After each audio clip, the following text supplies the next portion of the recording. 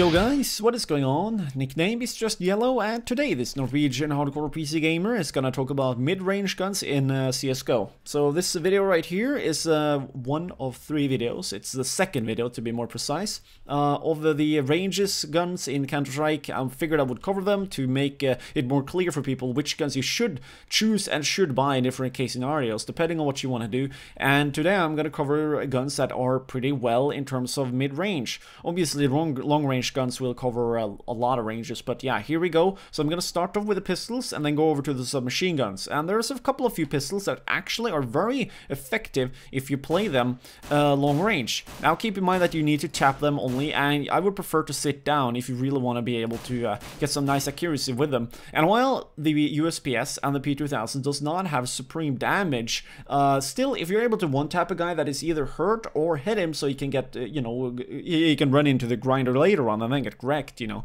that would be pretty nice. So just knowing this, the usp-s and the P2000, pretty nice guns long range, but still it requires you to have the skill and the accuracy to be able to back up the damage that you get from being able to tap the guns and stuff of that nature. So it's a very interesting little thing to look at, and yeah, keep in mind that they were actually a lot better than a couple of the other pistols just based on that alone. So if you know that you have great accuracy, it could almost be better to go for those guns than the P250 and the 5.7, because you can actually consistently hit enemies over longer ranges. But anyways, that stuff aside, let's move over to the Desert Eagle, the one-click wonder.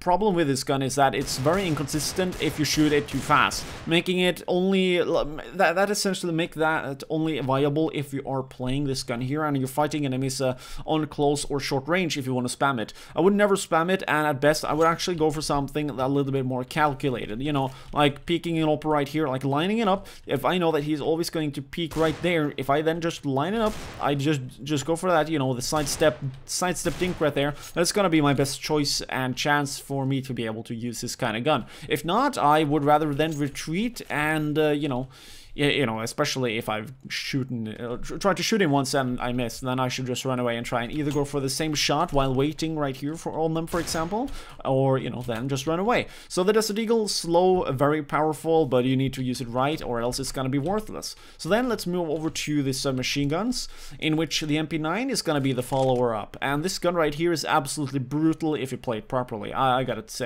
tell you. So I was playing on Inferno the other day, and there was a dude playing on T-side, I mean CT, and we were playing T-side. We ran up banana, and in the very end, a guy finished us all up with this piece of shit, which is why it's so amazing. So let's look at the stats first. So it's very weak. It's set to 26 points of damage, but its armor penetration is still pretty nice, making it not matter too much at medium to close range, which is why this gun here is so insane. But it gets even more insane when you're looking at the rate of fire being only split with a freaking P90.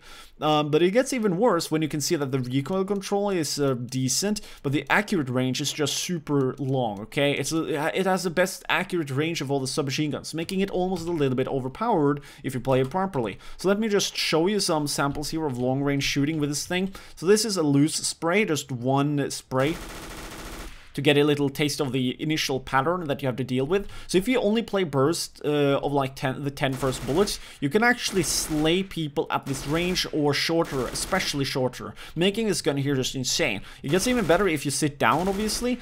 So if you're holding, for example, submachine gun mid-range kind of angles, you can just wreck people that come in here, for example. They have no chance if you just got the aim to back it up, unless they're pre-aiming you, of course, but I'm not going to talk about that too much. So the thing with this thing here is that it's absolutely insane and it's thoroughly underrated. I would recommend also buying it more, because you still get the gun reward of 200%. It have 30 bullets in its magazine, start with, you know, a lot of magazines, and it's relatively inexpensive. So moving on then to my favorite submachine gun, which is UMP, which have 5 less bullets, shoot a lot slower, but has a bigger spray, but again, it's a little bit more consistent, I would say, because, I mean, look at this right here. Overall, that is a lot more consistent of a spray. Now, I got infinite bullets on, but yeah, this thing right here, pretty well known right now in the meta game of CSGO to deal with people who decide to use a Tech 9 to rush on T-side. And with its increased damage, or not increased, but you know, with it being the gun with the highest top damage of all the submachine guns out there in CSGO, and very high armor penetration too, by the way. It should not go unnoticed. I like this gun a lot more because of those kind of traits. Even though, again, it has 5 less bullets and it doesn't shoot super fast, it will become a lot more consistent then if you just aim at the enemy and you try and get in maybe like 3 more bullets than what you normally do, and you have trigger control. That's gonna be so much easier for you. You know, like, not just blast, that's never gonna get you anywhere. Just tap, have control over your trigger, and you will be very, you know, you'll be able to get more consistent kills. So then moving over to the last one, which is the MP7. There's not too much more to say about this gun other than that it's just a variation of everything we have already seen. Fire more bullets, a lot more expensive. The spray pattern is a little bit more dependable, which makes it very good. But again, you're moving so much slower, so it all depends on what you want to have. But this thing right here works more like a tank of the submachine guns than anything. So yeah, that's pretty much it. Hopefully people enjoyed looking a little bit into the submachine guns. There's not too much more to say about the Mac 10 because it's so cheap, but you people can do whatever the hell you want with the submachine guns as long as you apply them to the appropriate ranges and understand that they are not super accurate long range. So yeah, hopefully you'll also take a look at the short range weapons I made earlier. So I'll link that in the end of this video right here. If you want to support the YouTube channel, you can do a couple of things. Everything from, you know, subscribing to follow the Facebook, Twitter, or the Twitter page, or you can just support the channel directly by, you know, becoming a Patreon or the skin donation crap that I got in the description. Anyways, hopefully you learned something. So yeah, thanks for watching. Hopefully you have a nice weekend as well, by the way. So anyways, have a nice day, and don't get beastified when you play.